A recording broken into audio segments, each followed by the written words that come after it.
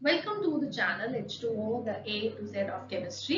मैं हूं डॉक्टर रितु जौहर, आपकी educator from the channel and I hope कि आप ये लर्निंग मेरे साथ एंजॉय कर रहे हैं। हम डिस्कस कर रहे हैं क्लास 9th CBSE का केमिस्ट्री का पहला chapter that is matter in our surrounding और हम ऑलरेडी 3 लेक्चर्स ले चुके हैं इस टॉपिक पे। आज होगा लेक्चर नंबर 4 जिसमें हम डिस्कस करेंगे inter conversion of matter. So last lecture में जो हमने टॉपिक डिस्कस किया था वो था the 3 different states of matter that is the solid, the liquid and the gaseous state. Along with that हमने 2 और स्टेट्स ऑफ मैटर को स्टडी किया था that was plasma and boss Einstein condensate. उन्हें हमें बहुत डिटेल में डिस्कस नहीं करना होता, तो चीफली हमारी जो डिस्कशन रही वो थी सॉलिड, लिक्विड और गैसियस स्टेट में। और आज हम ये अंडरस्टैंड करने वाले हैं कि कैसे हम एक सॉलिड स्टेट को लिक्विड स्टेट में कन्वर्ट कर सकते हैं, एक लिक्विड स्टेट को गैसियस में एंड वाइस वर्सा, गैसियस से कैसे लिक्विड स्टेट और कैसे लिक्विड स्टेट से हम सॉलिड स्टेट को ऑब्टेन कर सकते हैं। सो अगेन ये बहुत ही इंपॉर्टेंट टॉपिक है, बहुत इंपॉर्टेंट क्वेश्चंस यहाँ से आते हैं अंडरस्टैंडिंग के लिए, बेसिक केमिस्ट्री को समझने के लिए बहुत बहुत important. So I hope you will be enjoying your learning with me. So let us begin the study now.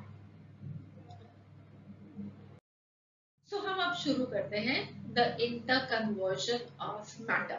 सो इसका मीनिंग कि हम कैसे मैटर को एक फॉर्म से दूसरे फॉर्म में चेंज करने वाले हैं, कन्वर्ट करने वाले हैं।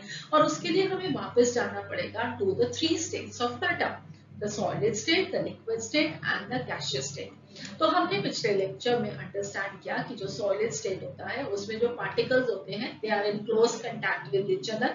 उनके बीच में जो स्पेसेस होती हैं वो बहुत ही कम होती हैं, उनके बीच में जो फोर्सेस ऑफ अट्रैक्शन होती हैं वो बहुत ज्यादा होती हैं और पार्टिकल्स की काइनेटिक एनर्जी बहुत ही कम होती है। दैट इज व्हाई वो बहुत ज्यादा मूव नहीं कर सकते। ठीक है, नेक्स्ट हम चलते हैं लिक्विड स्टेट पे। तो लिक्विड स्टेट के अंदर पार्टिकल्स की जो स्पेसिंग होती है वो सॉलिड स्टेट के कंपैरिजन में थोड़ी ज्यादा होती है, वो इतनी क्लोज कांटेक्ट में नहीं होते, उनके बीच में जो फोर्सेस ऑफ इंटरेक्शन है वो बहुत कम होती है in comparison to that of the solid, and then we have the kinetic energy to be higher than that of the solids। ठीक है, उसके बाद हम चलते हैं गैसियस स्टेट पे। तो गैसियस स्टेट के अंदर पार्टिकल्स के बीच में बहुत बहुत बहुत ज्यादा स्पेसेस प्रेजेंट होती हैं, उनके बीच में ना के बराबर फोर्सेस ऑफ अट्रैक्शन प्रेजेंट होती है और उनकी स्पीड बहुत ज्यादा होती है, उनकी काइनेटिक एनर्जी बहुत ज्यादा होती है। राइट, सो अब हमें क्या करना है, हमें अंडरस्टैंड करना है कि कैसे एक सॉलिड स्टेट से लिक्विड स्टेट में मैटर कन्वर्ट हो सकता है, कैसे लिक्विड से गैस में या गैस से लिक्विड में और लिक्विड से सॉलिड। तो उसके लिए इस इंटर कन्वर्जन ऑफ मैटर के लिए हमें चाहिए कि हम ये जो प्रॉपर्टीज हैं जो कि एक स्टेट ऑफ मैटर को गवर्न करते हैं उनको चेंज करें। तो पिछले लेक्चर में हमने ये अंडरस्टैंड किया था कि मैटर की प्रॉपर्टीज क्या है जो गवर्न करता है। So जो governing properties है मैटर की, they are the interparticle distance and the close packing of the particles, the force of attraction between the particles and the kinetic energy of the particles, right? अब इसके basis पे हम क्या करेंगे, इनके अंदर कुछ चेंज लेकर आएंगे so that कि हम एक सॉलिड से लिक्विड स्टेट, लिक्विड से गैसियस, गैसियस से लिक्विड, लिक्विड से सॉलिड में कन्वर्जन कर सकें। तो वो क्या चीज है जो कि इन गवर्निंग प्रॉपर्टीज को चेंज कर सकती है। सो हमें करना है इंटर कन्वर्जन ऑफ मैटर और उसके लिए हमें चेंज करनी पड़ेगी उसकी governing properties and more importantly हमें चेंज करना पड़ेगा पार्टिकल्स के बीच में जो फोर्स ऑफ अट्रैक्शन है उसे। क्यों? क्योंकि अगर हम उस फोर्स ऑफ अट्रैक्शन को फॉर एग्जांपल जितनी भी फोर्स ऑफ अट्रैक्शन है उसको कम करते हैं, अगर हमारे पास एक सॉलिड है, फोर्स ऑफ अट्रैक्शन को हम कम कर दें, कम करते जाए तो वो एक सॉलिड से क्या बन जाएगा, एक लिक्विड। क्यों? क्योंकि फोर्स ऑफ अट्रैक्शन कम हो जाएगी, पार्टिकल्स एक दूसरे से दूर मूव करेंगे, दूर मूव करेंगे तो हम फॉर्म कर लेंगे एक लिक्विड, और फोर्स ऑफ अट्रैक्शन को कम करेंगे तो एक लिक्विड से गैसियस स्टेट आ जाएगी, क्योंकि उनके बीच में फोर्स ऑफ अट्रैक्शन बहुत ही कम होगी, ना के बराबर होगी। सिमिलरली गैसियस स्टेट में अगर कोई पार्टिकल्स हैं, अगर हम उनकी अट्रैक्टिव फोर्स को बढ़ा देंगे तो क्या होगा, वो एक लिक्विड स्टेट में कन्वर्ट हो सकता है। लिक्विड स्टेट के पार्टिकल्स की और अट्रैक्टिव फोर्स बढ़ा देंगे तो हम उसे सॉलिड स्टेट में कन्वर्ट कर सकते हैं। क्लियर? बट अब ये inter particular force of attraction जो है इसे चेंज करेगा कौन? वेल, उसे चेंज करेगा सबसे पहले टेम्परेचर, और दूसरी चीज जो उसे चेंज कर सकती है दैट इज प्रेशर। तो या तो हम टेम्परेचर को इंक्रीज या डिक्रीज करके इस फोर्स ऑफ अट्रैक्शन में चेंजेस लेके आ सकते हैं, या प्रेशर में, या दोनों में, दोनों के कॉम्बिनेशन से भी हम ये कर सकते हैं। राइट? सो अब हम वन बाय वन अंडरस्टैंड करते हैं कि कैसे टेम्परेचर से हम इंटरकन्वर्जन ऑफ मैटर कॉज कर सकते हैं, और कैसे प्रेशर की चेंजेस से हम ये इंटरकन्वर्जन कॉज कर सकते हैं। बिफोर कि हम ये effects of temperature and pressure को देखें, वेरी इंपॉर्टेंटली हम ये देखते हैं कि उसके साथ कुछ एसोसिएटेड टर्म्स क्या हैं जब एक सॉलिड लिक्विड में कन्वर्ट होता है और एक लिक्विड गैस में, या वाइस वर्सा। सो हमारे पास है सॉलिड स्टेट, लिक्विड स्टेट और गैसियस स्टेट ऑफ मैटर। अगर हम सॉलिड को लिक्विड में कन्वर्ट करते हैं तो उस प्रोसेस को हम क्या बोलेंगे? फ्यूजन। ठीक है? तो फ्यूजन वो प्रोसेस है जिससे सॉलिड लिक्विड में कन्वर्ट होता है, या हम फ्यूजन प्रोसेस को क्या बोलते हैं? मेल्टिंग। ठीक है? सो आप सब जानते हैं मेल्टिंग ऑफ आइस।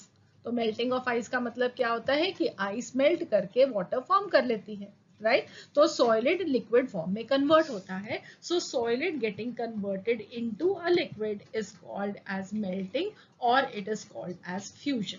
नेक्स्ट है लिक्विड। लिक्विड से गैस में कन्वर्ट करना है तो उस प्रोसेस को क्या बोलते हैं? वेपराइजेशन। ठीक है? वेपराइजेशन, और it is called as boiling. Okay? And अगर हमें वापस गैस को लिक्विड में कन्वर्ट करना हो तो उस प्रोसेस को क्या बोलेंगे? कंडेंसेशन। और लिक्विड से अगर हमें सॉलिड में कन्वर्जन करना है तो उसे क्या बोलेंगे? सॉलिडिफिकेशन। ठीक है? सो सॉलिड से लिक्विड मेल्टिंग और फ्यूजन, लिक्विड से गैस बॉइलिंग और वेपराइजेशन, गैस से वापस लिक्विड कंडेंसेशन, और लिक्विड से वापस सॉलिड सॉलिडिफिकेशन। अब एक बहुत इंटरेस्टिंग और स्टेप है जहां हम सॉलिड से डायरेक्टली गैस फॉर्म कर सकते हैं बिना liquid state of matter form किए। ठीक है? उस प्रोसेस को जहां से सॉलिड एक डायरेक्टली गैस में कन्वर्ट होता है उसे हम बोलते हैं सब्लिमेशन, और अगर एक गैस डायरेक्टली सॉलिड में कन्वर्ट होता है तो उसे हम बोलते हैं डेपोजिशन। ठीक है? सो ये कुछ टर्म्स हैं जिसे हम अंडरस्टैंड करेंगे in detail one by one. आज के इस लेक्चर में जिस चीज को हम अंडरस्टैंड करेंगे वो है द मेल्टिंग प्रोसेस और द फ्यूजन प्रोसेस, जहां पे एक सॉलिड लिक्विड में कन्वर्ट होता है। ठीक है? चलिए अब हम आगे बढ़ते हैं। तो हमें करना है inter conversion of matter by first of all changing the temperature. मगर टेम्परेचर में चेंज से क्या होगा उसे अंडरस्टैंड करने से पहले एक और इम्पोर्टेंट चीज है जो हमें अंडरस्टैंड करनी है, और वो है द टेम्परेचर स्केल।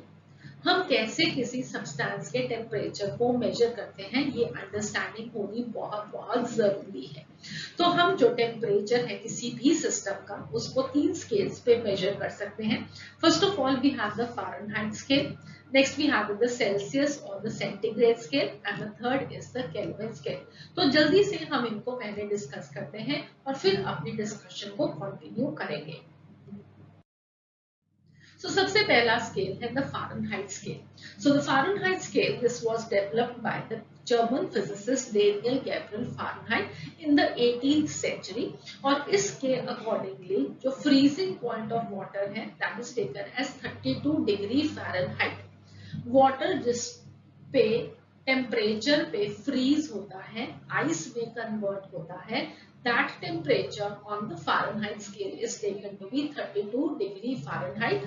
जबकि जिस टेम्परेचर पे वाटर बॉईल होता है the boiling point is taken as 212 degree Fahrenheit. और इन दोनों के बीच का जो डिफरेंस है that is going to be equal to 180 parts. Right? So 212 minus 32, this is equal to 180 parts. अब सेल्सियस और फ़ारेनहाइट स्केल जो हमारा सेकंड स्केल है द सेल्सियस स्केल, उन दोनों के बीच में एक रिलेशनशिप है जिसे अंडरस्टैंड करना बहुत जरूरी है, क्योंकि आपको बहुत बारी जो वैल्यूज हैं वो डिग्री सेल्सियस स्केल में दी होगी और आपको उसको डिग्री फ़ारेनहाइट में बताना होगा, या डिग्री फ़ारेनहाइट में गिवन है और आपको उसको डिग्री सेल्सियस में एक्सप्रेस करना होगा. So do remember that degree Fahrenheit, this is going to be equal to 9 by 5 degree Celsius plus 32. ठीक है, 9 by 5 multiplied by whatever the temperature is in degree Celsius plus 32. This will give us the temperature in degree Fahrenheit. Okay, so I hope this is clear. All right.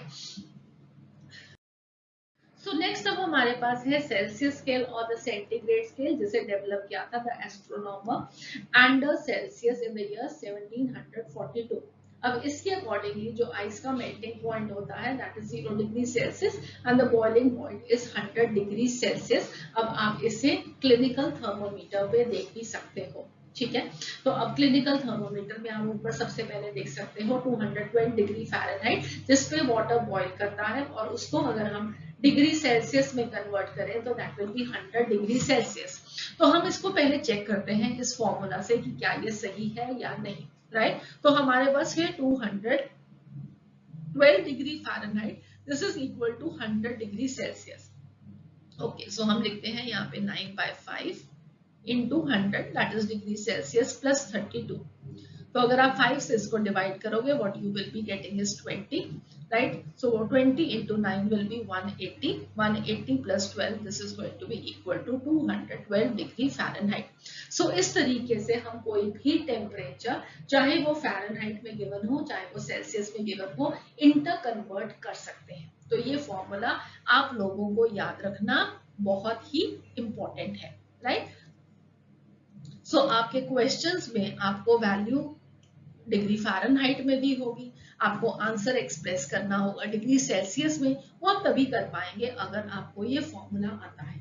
Next अब हमारे पास जो temperature यहाँ पे given है that is 32 degree Fahrenheit और 0 degree Celsius. ये वो temperature है जहाँ पे water this gets converted into ice. Okay, अब एक और टेम्परेचर इनके बीच में मेंशन है which is very important, that is 98.6 degree Fahrenheit and 37 degree Celsius.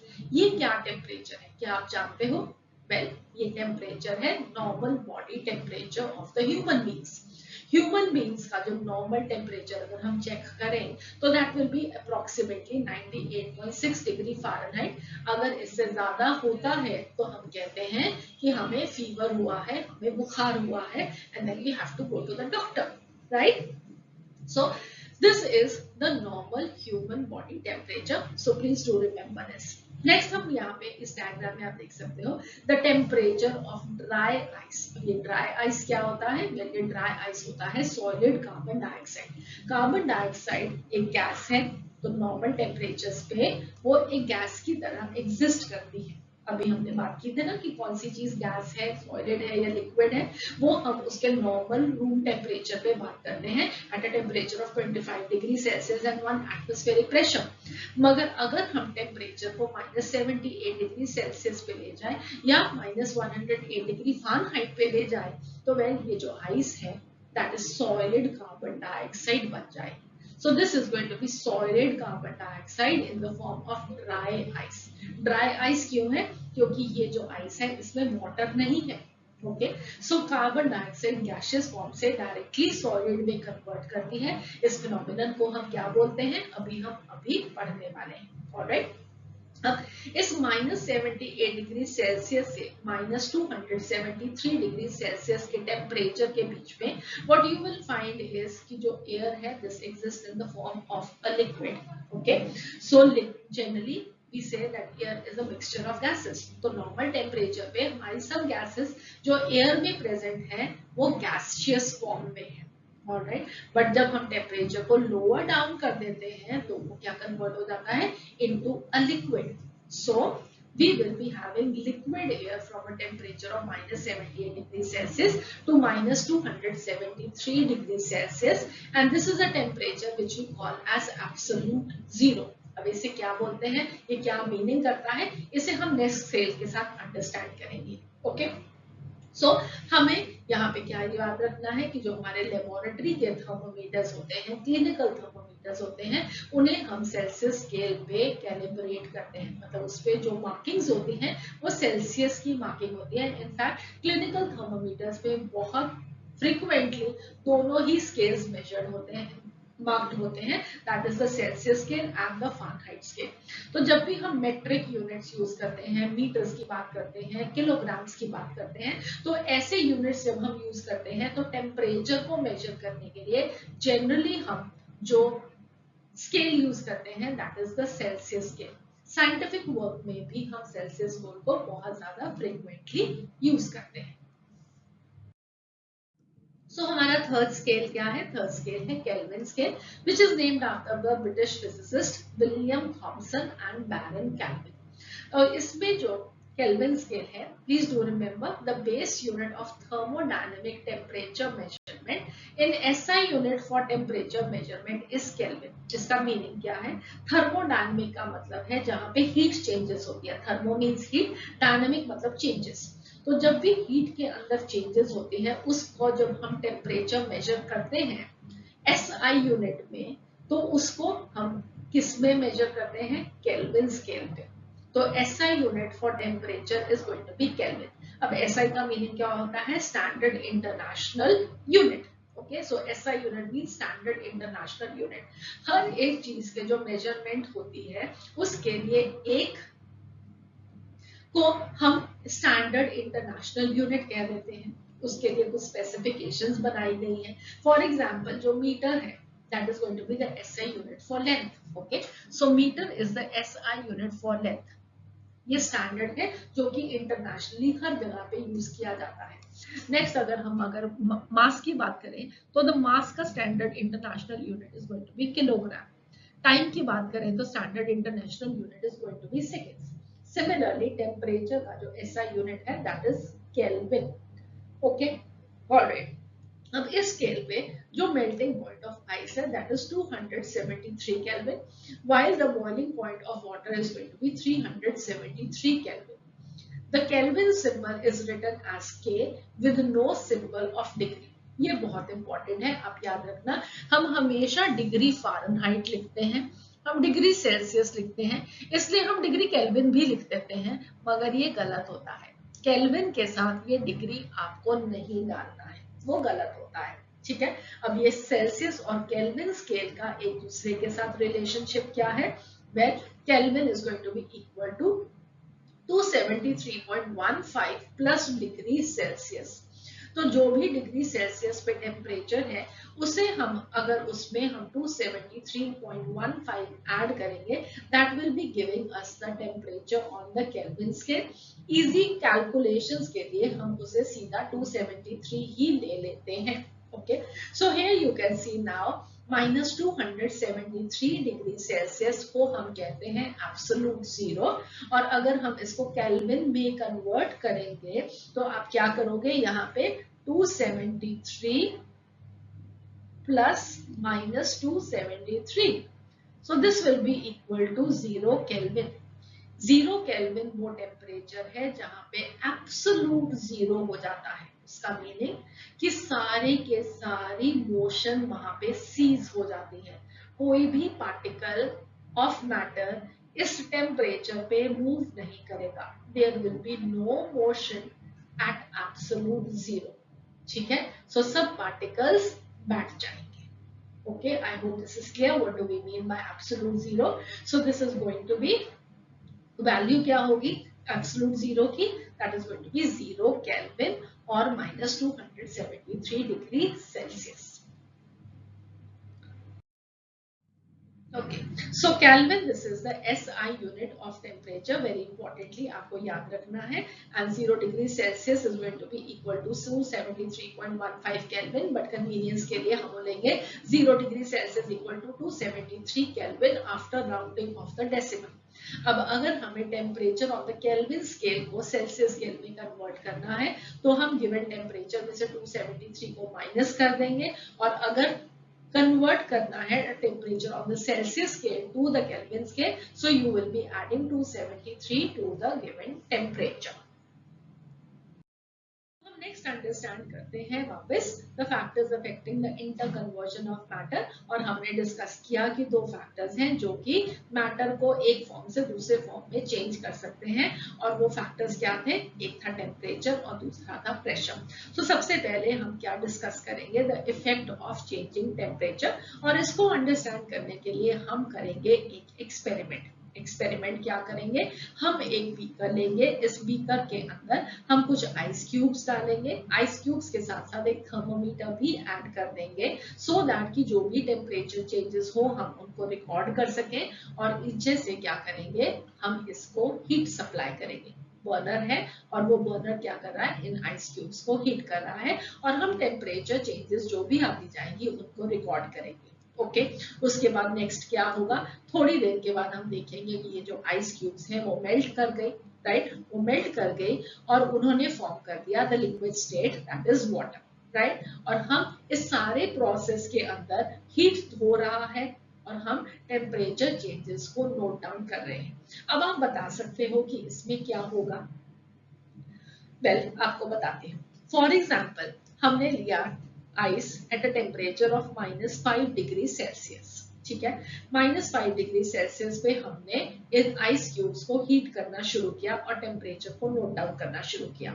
Temperature क्या होगा, जैसे जैसे हीट होगा टेम्परेचर राइज करेगा, -4 डिग्री सेल्सियस आएगा, -3 डिग्री सेल्सियस आएगा, -2 डिग्री सेल्सियस पे आएगा, -1 डिग्री सेल्सियस पे आएगा, फिर 0 डिग्री सेल्सियस पे आएगा। हम हीट करते जा रहे हैं, ठीक है।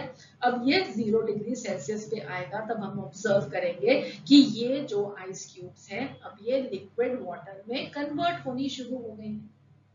ओके अब ये लिक्विड वाटर में कन्वर्ट होनी शुरू हो गई है। हम टेम्परेचर देखते हैं, हम टेम्परेचर देखते हैं तो क्या देखेंगे, अगेन क्या ये 1 डिग्री सेल्सियस पे जाएगा टेम्परेचर, फिर 2 डिग्री सेल्सियस पे जाएगा, फिर 3 डिग्री सेल्सियस पे जाएगा, नहीं, ऐसा नहीं होगा।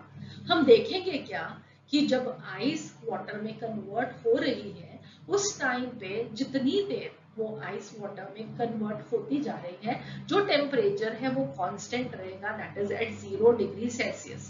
5 मिनट 10 मिनट जितनी भी देर लगेगी इस वाटर को इस आइस को वाटर में कन्वर्ट होने में, उतनी देर ये टेम्परेचर 0 डिग्री सेल्सियस ही रहेगा। एक बार वाटर आइस फॉर्म हो गया तो उस टाइम पे फिर से टेम्परेचर बढ़ना शुरू हो जाएगा, ठीक है। सो हम क्या देखेंगे कि the temperature of the system does not rise when ice is converting to liquid water, it remains 0 degree Celsius throughout the conversion. और इस टेम्परेचर को जहां पे solid liquid state of water में कन्वर्ट हो रही है उसे हम बोलेंगे melting point, and the process will be called as melting और फ्यूजन, ठीक है।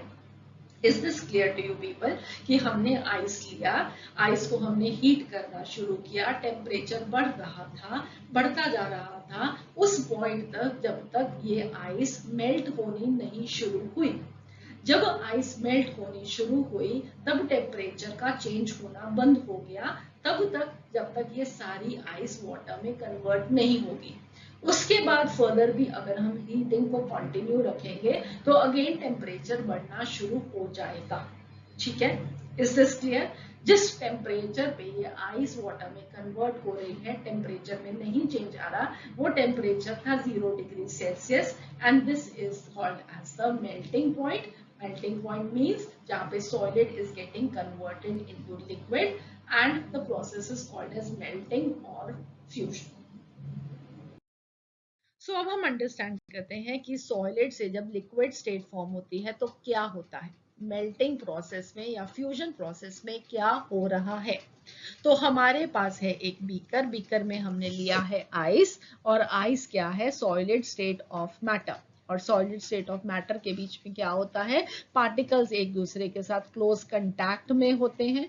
पार्टिकल्स के बीच में जो फोर्सेस ऑफ अट्रैक्शन होती हैं वो बहुत स्ट्रांग होती हैं, ठीक है। तो फोर्सेस बहुत स्ट्रांग होती हैं और उनकी काइनेटिक एनर्जी बहुत कम होती है। पार्टिकल्स सिर्फ अपनी पोजीशन पे वाइब्रेट कर रहे होते हैं, ठीक है। सो ये हम जानते हैं। अब हमने इस आइस के अंदर थर्मामीटर भी डाला है और हमने पढ़ा कि उस थर्मामीटर पे जो रीडिंग है दैट इज -5 डिग्री सेल्सियस। अब हमने इसको हीट करना शुरू किया। अब हीट करना शुरू किया तो क्या होगा, वेल हम जानते हैं कि हीट एनर्जी से क्या होगा, टेम्परेचर बढ़ेगा, ठीक है। और टेम्परेचर बढ़ेगा तो मतलब क्या है, टेम्परेचर कब बढ़ेगा, जब काइनेटिक एनर्जी पार्टिकल्स की बढ़ेगी, राइट। सो जब हम हीट करते हैं तो जो आइस के पार्टिकल्स होते हैं उनकी काइनेटिक एनर्जी बढ़नी शुरू हो जाती है, उनकी काइनेटिक एनर्जी बढ़नी शुरू होती है तो वो एक फास्टर स्पीड पे वाइब्रेट करना शुरू हो जाते हैं। और क्योंकि उनकी काइनेटिक एनर्जी बढ़ रही है तो हम इस थर्मामीटर पे भी देखते हैं कि जो टेम्परेचर है वो भी इंक्रीज हो रहा है, राइट। सो -5 डिग्री सेल्सियस वाला टेम्परेचर -4 डिग्री सेल्सियस पे चला गया, -3 डिग्री सेल्सियस पे चला गया, और हम उसको और आगे हीट करते ही जा रहे हैं। जैसे जैसे हीट हम और करते रहेंगे वैसे वैसे पार्टिकल्स क्या करेंगे, बहुत ज्यादा तेज वाइब्रेट कर रहे थे तो बीच बीच में कहीं कहीं पे वो अपनी पोजीशन को छोड़ना शुरू कर देंगे और ज्यादा तेज तेज तेज तेज तेज तेज वाइब्रेट करना शुरू हो जाएंगे, ठीक है।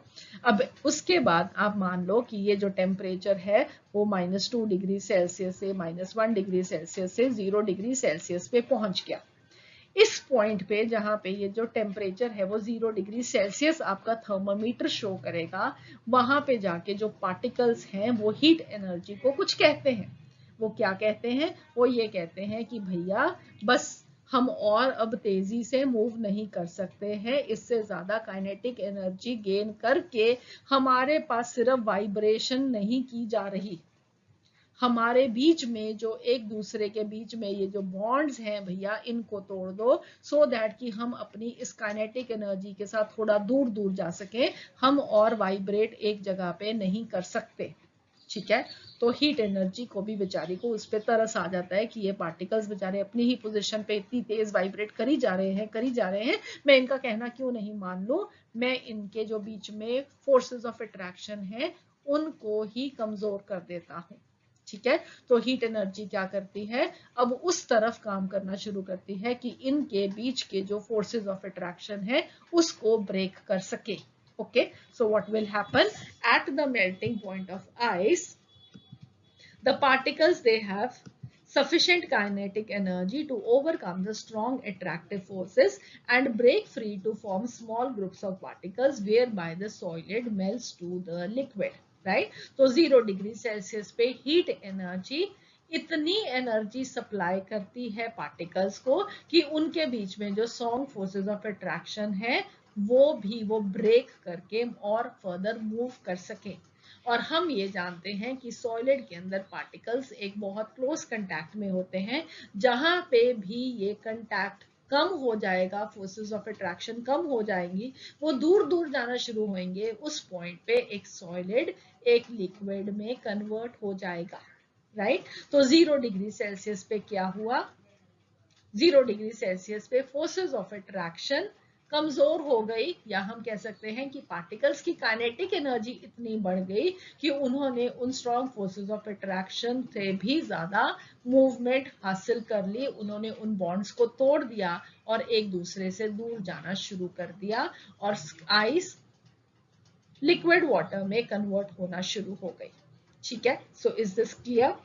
सो इस प्रोसेस को हम क्या बोलेंगे, मेल्टिंग और fusion, and the temperature at which the solid changes into the liquid is called as melting temperature और फ्यूजन टेम्परेचर। और वाटर के केस में जब आइस वाटर में कन्वर्ट होती है तो उसका मेल्टिंग टेम्परेचर क्या है, 0 डिग्री सेल्सियस, ओके। सो अब हमारे पास क्या है, अगेन एक हमारे पास कंटेनर है, कंटेनर में आइस है, आइस के साथ थर्मोमीटर रखा है टेम्परेचर को मेजर करने के लिए। टेम्परेचर हमने मेजर किया -5 डिग्री सेल्सियस, इसको हमने हीट करना शुरू किया, टेम्परेचर बढ़ना शुरू किया, -4 -3 -2 -1 0।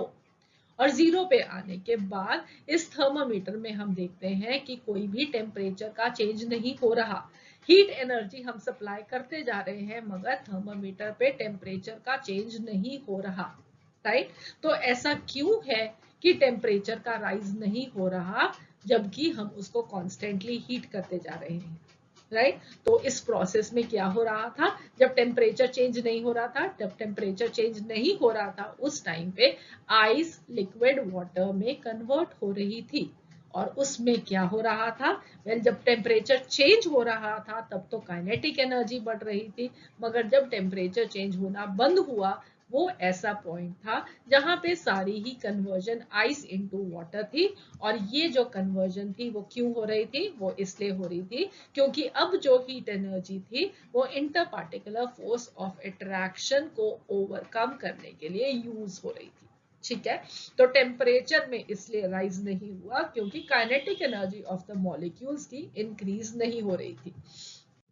तो क्या हम ये कह सकते हैं कि हम इस आइस को हीट तो कर रहे थे मगर हमें वो हीट अब दिखाई नहीं दे रही। दिखाई क्यों नहीं दे रही, क्योंकि थर्मामीटर में हमें टेम्परेचर का राइज नहीं दिखाई दे रहा।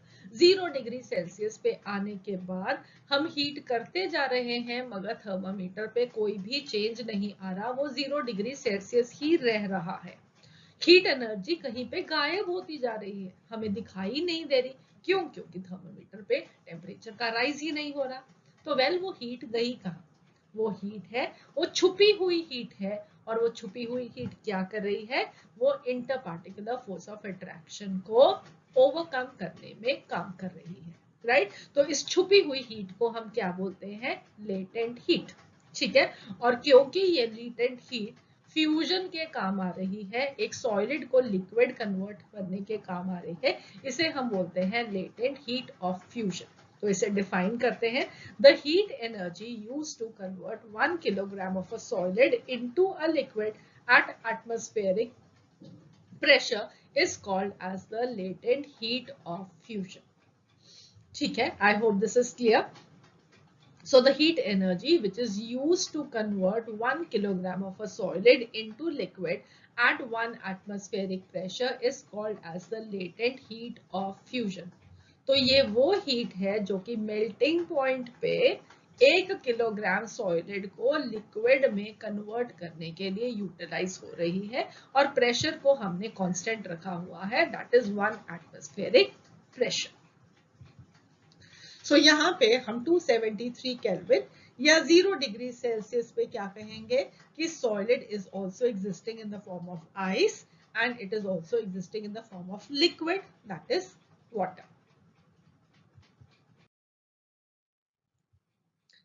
So I hope now this is clear कि latent heat of fusion क्या होता है, वो हीट एनर्जी जो कि 1 किलोग्राम सॉलिड को लिक्विड में कन्वर्ट करने के काम आती है at 1 atmospheric pressure and the melting point. ठीक है, तो कोई भी सॉलिड हो सकता है, उस सॉलिड का जो मेल्टिंग पॉइंट है उस पे अगर हम 1 किलोग्राम सॉलिड को लेंगे और उसको हीट करेंगे तो जो एनर्जी लगी, वो जो हीट एनर्जी लगी to convert the solid into liquid is going to be called as the latent heat of fusion. अब यहाँ पे आपसे क्वेश्चन पूछती हूँ कि हमारे पास टेम्परेचर है 273 केल्विन या 0 डिग्री सेल्सियस। हमारे पास एक तरफ है solid in the form of ice और एक तरफ है liquid in the form of water. क्या आप बता सकते हो कि आइस या वाटर किसके पार्टिकल्स के पास एनर्जी ज्यादा होगी? बिल्कुल सही, क्योंकि हमारे पास liquid in the form of water है तो हमेशा इसकी एनर्जी ज्यादा होगी, क्योंकि जो लिक्विड के पार्टिकल्स होते हैं उनकी काइनेटिक एनर्जी ज्यादा होती है in comparison to the particles of a solid. Right, so the energy of liquid at 0 degree Celsius will be greater than ice at 0 degree Celsius. Right, so it means that at melting point, the liquid particles they possess higher energy than the solid particles at the same temperature. So अब हम जल्दी से melting point को दोबारा से revise करते हैं कि मेल्टिंग पॉइंट क्या था। जिस टेम्परेचर पे एक सॉलिड मेल्ट करके एक लिक्विड फॉर्म करता है एट एटमॉस्फेरिक प्रेशर, उसे हम बोलते हैं उसका मेल्टिंग पॉइंट। और उस प्रोसेस को जिसमें एक सॉलिड एक लिक्विड में कन्वर्ट होगा at 1 atmospheric pressure at the melting temperature will be called as melting or fusion. ठीक है, अब आइस के केस में ये मेल्टिंग पॉइंट कितना होगा, 0 डिग्री सेल्सियस और 273 केल्विन। सो आई होप आप लोगों को ये कन्वर्जन याद रहेगी कि सेल्सियस स्केल से केल्विन स्केल में कन्वर्ट करना हो तो डिग्री सेल्सियस में 273 को ऐड कर दो। ठीक है, और ये मेल्टिंग पॉइंट ऑफ आइस को हम उसका फ्यूजन टेम्परेचर भी कह सकते हैं। अब एक और बहुत इंपॉर्टेंट इंफॉर्मेशन जो हमें मेल्टिंग पॉइंट से मिलती है वो है कि एक सॉलिड के बीच में जो पार्टिकल्स हैं उनकी जो फोर्स ऑफ अट्रैक्शन है वो कितनी स्ट्रॉन्ग है, ये हमें उसका मेल्टिंग पॉइंट बता देता है, right. So higher will be the melting point of a solid substance, greater will be the force of attraction between its particles. जितना मेल्टिंग पॉइंट ज्यादा, इसका मतलब है हमें उतनी हीट एनर्जी ज्यादा देनी पड़ी to overcome the attractive forces between the particles. इसका मतलब है कि इसके पार्टिकल्स के बीच में उतनी ज्यादा फोर्स ऑफ अट्रैक्शन प्रेजेंट थी। फॉर एग्जाम्पल अगर हम आयरन मेटल का मेल्टिंग पॉइंट देखें तो that is very high, 1535 degree Celsius. So ये क्यों है? क्योंकि आयरन के जो पार्टिकल्स हैं उनके बीच में जो फोर्स ऑफ अट्रैक्शन है वो बहुत ज्यादा स्ट्रॉन्ग है। तो वाटर मॉलिक्यूल्स के कंपैरिजन में वो बहुत बहुत बहुत ज्यादा स्ट्रॉन्ग है, ठीक है। So I hope now the whole concept of converting of a solid to liquid is clear. So जल्दी से कंसेप्ट को रिवाइज करते हैं कि हम कैसे इंटर कन्वर्जन ऑफ मैटर कर सकते हैं। उसमें एक बहुत इंपॉर्टेंट रोल प्ले करता है टेम्परेचर, जिसे हमने अंडरस्टैंड किया आज एक एक्सपेरिमेंट के साथ। उस एक्सपेरिमेंट में हमने क्या किया, आइस को हमने मेल्ट करके लिक्विड वाटर फॉर्म किया by changing the temperature by heating the ice, ठीक है। सो हमने आइस को लिया, हमने उसे हीट किया, हीट करते हुए पहले पार्टिकल्स की काइनेटिक एनर्जी बढ़ी, पार्टिकल्स की काइनेटिक एनर्जी बढ़ते बढ़ते एक ऐसा लेवल आया कि उनको चाहिए था कि उनकी जो फोर्सेस ऑफ अट्रैक्शन है अब उसे वीक किया जाए। तो हीट एनर्जी काइनेटिक एनर्जी को बढ़ाने की जगह पे फोर्स ऑफ अट्रैक्शन को ओवरकम करने में काम करने लगी, और काम करते करते उसने क्या किया, आइस को सारे को लिक्विड में कन्वर्ट कर दिया, ठीक है। So I hope this is clear. और जिस टेम्परेचर पे आइस लिक्विड में कन्वर्ट हुई वहां पे हमने देखा कि कोई भी टेम्परेचर का चेंज नहीं हुआ, right? So the temperature of the system does not rise when ice is getting converted to liquid water. It remains 0 degree Celsius throughout the conversion. इस टेम्परेचर को हम मेल्टिंग पॉइंट बोलते हैं, प्रोसेस को हम मेल्टिंग और फ्यूजन बोलते हैं। और वो जो हीट एनर्जी हमने सप्लाई की थी वो क्या कहते हैं हम उसे, well latent heat of fusion, क्योंकि वो हमें दिखाई नहीं दी थी मगर वो अपना काम कर रही थी, in the particular forces of attraction को वो कम कर रही थी। साथ आज का ये लेक्चर फिनिश हुआ। आई होप आप लोगों ने इस लेक्चर को एंजॉय किया, आपको सब कुछ अच्छे से क्लियर हो गया है। और अगले लेक्चर में हम अपनी इंटर कन्वर्जन ऑफ मैटर की डिस्कशन को कंटिन्यू करेंगे। हम अंडरस्टैंड करेंगे कैसे हम एक लिक्विड से गैसियस स्टेट ऑफ मैटर को ऑब्टेन कर सकते हैं, ठीक है। तो अगले लेक्चर में मिलेंगे, मगर तब तक अगर आपके मन में कोई भी डाउट हो तो आप उसे अपने पास नहीं रखिएगा, उसको कमेंट सेक्शन में डाल के जरूर पोस्ट कीजिएगा, या आप हमें मेल कर दीजिएगा editchemistry@gmail.com।